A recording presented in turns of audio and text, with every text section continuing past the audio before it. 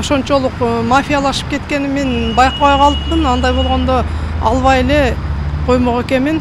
Гүлайым Самиева Кара Суу базарында иш баштоо үчүн 30 000 долларлык насыя алып, каражаттын баарын базардан орундук жана контейнер сатып алууга сарптаганын айтат.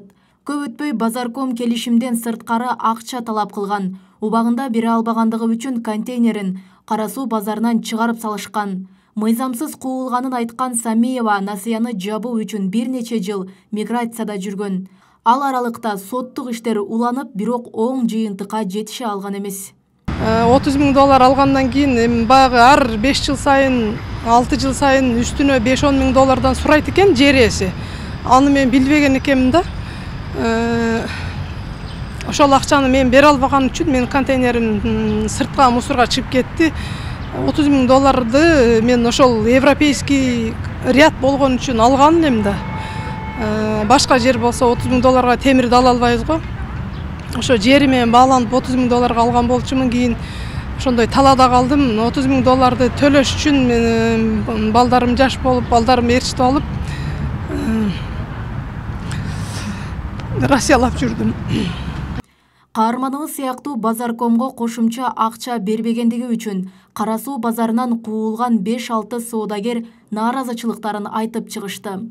Мындагылардын баары Кенже Жээнбекова аттуу базар ээсинен жабыр тарткандар. Алар базардан мыйзамсыз чыгарылгандыктарын айтышууда. Соодагерлердин Базарком менен талашы жогорку сотко чейин жетип, Базаркомдун пайдасына чечилип келген. Контейнер, темир контейнерди эле сатып алгансыңар силер. Бул мынабы жер менин жерим. Өзүмүн сопус жерим деп 40 контейнер, 50 контейнерди чыгарып салды сатып алойын.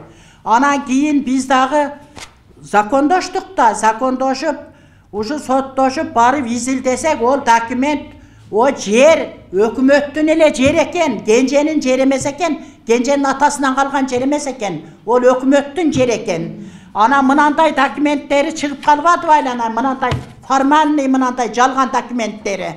Ушул эми ушу документтерди мына Садыр Жапаров менен Камчыбек Ташиев айланайын ушу көрсө экен, биздин ушуларыбызды жеткизсеңер жакшы болот эле айланайын. Соттук териштирүүлөр алгач 2014-жылы башталган. Жабырлануучулар жакында аты аталган Базарком Кенже Жээнбекова Кара Суу базарындагы жерлерди мыйзамсыз ээлеп алгандыгын, документтери жасалма экендигин таап чыгышкан. Мындан улам иш кайрадан каралып, тиешелүү органдар текшерип чыгуусун талап кылышууда. Бир гана үмүтүбүз ушу Садыр Жапаров менен Камчыбек Ташиев калды. Биз о баарын арызданып бүттүк айланайын. Ушу документибизди ошо Садыр Жапаров менен Камчыбек Ташиев көрүп, ушубузду бизди чындыкты чыгарып берсин сатып алойын. Жетим жесирлердин ыйы жетсин ошо киши балдарга. Маалыматты Кара Суу базарынын учурдагы жетекчиси да толук эмес тастыктады. Түштүктөгү эң ири базар Кара Суу 12 гектар жерди ээлейт. Бүгүнкү күндө анын 3 гектары гана мамлекеттик болсо, калганы жеке менчик. Базардын жетекчилиги дал ушул жерлер жылдар аралыгында жеке колдорго мыйзамсыз берилип кеткендигин, учурда мамлекетке кайтаруу аракети башталганын билдирди. Анын катарында Кенже Жээнбековага таандык жерлер да бар. Ага таандык 300 контейнердин 270-и муниципалдык жерде жайгашкан. Мыйзамдуулугу боюнча 40 эле контейнер экен, 270 контейнер, 260 контейнер мыйзамсыз экен. Эми аны билбейм, мага ушинтип айтып келишти. Бирок соттошуп атат, бүгүнкү күндө сот жүрүп атат. Бир 2 процесс калган соттун дагы. Бир 2 процесстен кийин буюрса уже мамлекетке өтүп калышы мүмкүн.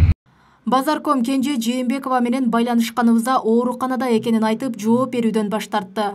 ОШТВ телеканалы экинчи тараптын да үнүн угууга даяр. Белгилей кетсек, Кара Суу базарынын жеке менчик бөлүктөрүндө ээлик кылган жалпы 26 Базарком бар. Роза Акматжан кызы, Жылдыз Кадырбаева, ОШТВ.